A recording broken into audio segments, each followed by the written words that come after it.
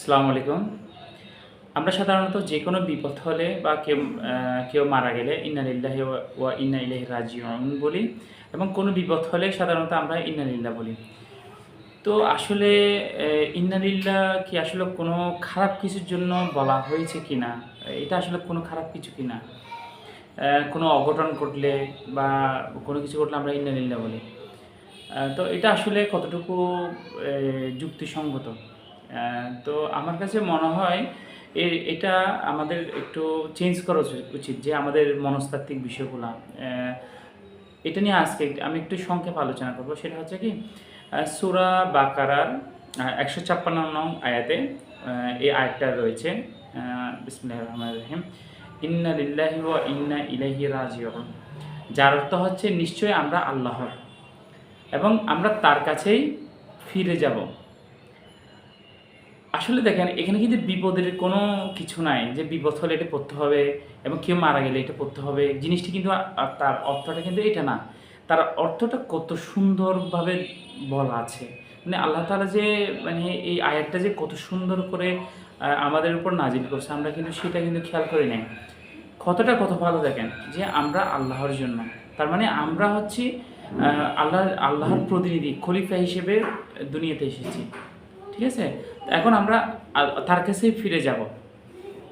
এখন একটা বিষয় আপনারা দেখেন সেটা হচ্ছে কি এই মহাবিশ্বের মধ্যে যত জীব রয়েছে, যত বিশাল সৃষ্টিকর্ম রয়েছে, সৃষ্টিশৈলী আর্কিটেক্ট যেগুলো রয়েছে, এই মহাবিশ্বের মতো আর্কিটেক্ট এরকম তো আপনি যদি একটু ঠান্ডা মাথায় চিন্তা করেন বা গভীরভাবে চিন্তা করেন, আপনি যদি বিজ্ঞানী হন, আপনি বুঝবেন যে আসলে এই মহাবিশ্বের প্রত্যেকটা বস্তু প্রত্যেকটা সৃষ্টি জগৎ অসাধারণ আর্কিটেকচার রয়েছে।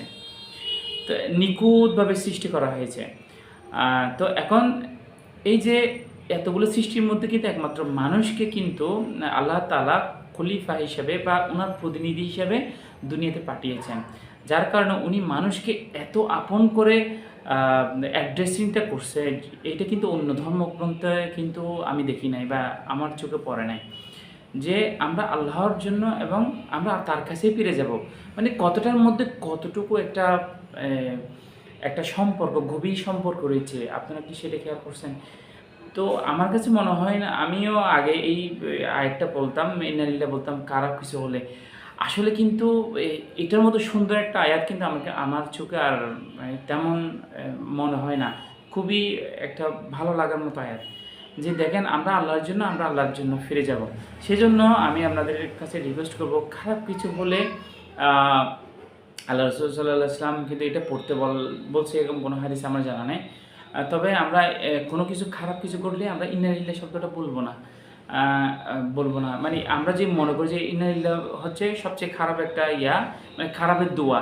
তো আসলে জিনিসটা সেরকম না।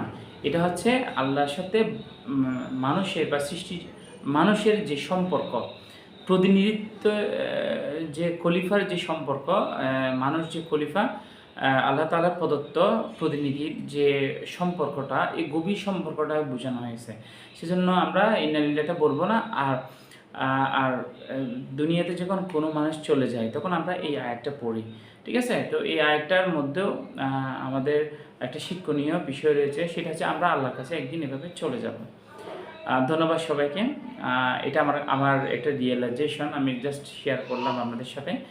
আম আসলে আমরা যে পবিত্র কোরআন পড়ি, পবিত্র কোরআন কিন্তু অনেক উঁচু লেভেলের একটা লিটারেচার, হ্যাঁ? সাহিত্য এবং এইটার মধ্যে আপনি পবিত্র কোরআনকে আমি যত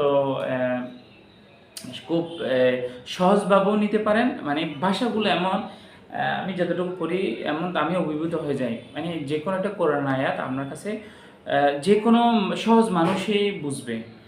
আবার আপনি যদি তার গভীরেও যাইতে পারবেন। মানে তার ওজনটা অনেক বেশি। একেকটা আয়াতের বিশ্লেষণ আপনি যদি করতে চান, আপনি একটা বই লিখে শেষ করতে পারবেন না। তো সেজন্য আল্লাহ তাআলা বলেছেন যে, "আমি অ্যা পবিত্র কোরআন আরবি ভাষায় নাজিল করেছি যাতে তোমরা বুঝতে পারো।" তো এখন আরেকটা বিষয় হচ্ছে যে আমার কাছে মনে হয় পবিত্র কোরআনকে যদি আমরা হীরার সাথে তুলনা করি, বিশেষ করে ডায়মন্ডের সাথে তুলনা করি, ডায়মন্ডটা কীরকম অনেক শক্ত, সবচেয়ে শক্ত এবং সবচেয়ে মেল্টিং পয়েন্টটা সবচেয়ে বেশি, মানে গলনাঙ্ক বেশি এবং খুবই শক্তিশালী, কিন্তু সেটা হচ্ছে স্বচ্ছ, ভিতরে সব কিছু দেখা যায় এবং সেটা এক পাশ থেকে অন্য পাশে দেখা যায় এবং রং বিচ্ছুরণ করে। মানে এই পবিত্র কোরআনটা হচ্ছে এরকম। তো আমরা আসলে আমরা যে কোরআন পড়ি সেটা যদি আমরা বুঝে পড়ি, তখন আমরা আল্লাহ সুবহানাহু ওয়া তাআলা মানুষকে কীভাবে অ্যাড্রেস করেছেন এইগুলো আমরা বুঝতে পারবো। আর আমরা যদি আরবিটা আরো ভালো করে শিখি, আমরা আরও আরবিটা ভালো করে বুঝতে পারলে তার রিয়েল মিনিংটা আমি বুঝতে পারবো। আমরা পড়ি কি অনুবাদটা পড়ি, তো আমরা চাইবো যে তার শুধু মুখস্থ না করে, মুখস্থ দিয়ে কিছু হয় না, হ্যাঁ। আমরা শুধু রিডিং পড়া এগুলো না, এগুলা তার ইনফরমেশন ইজ নট নলেজ, তথ্য কোনো নলেজ না। তার যে ইয়ে আছে জ্ঞানটা যদি আপনি নিতে চান তাহলে আপনাকে আরবিটা শিখতে হবে মূলত। আমি অবশ্যই ট্রাই করতে ইনশাআল্লাহ, আপনারা দোয়া করবেন। আসসালামু আলাইকুম রহমতুল্লাহ।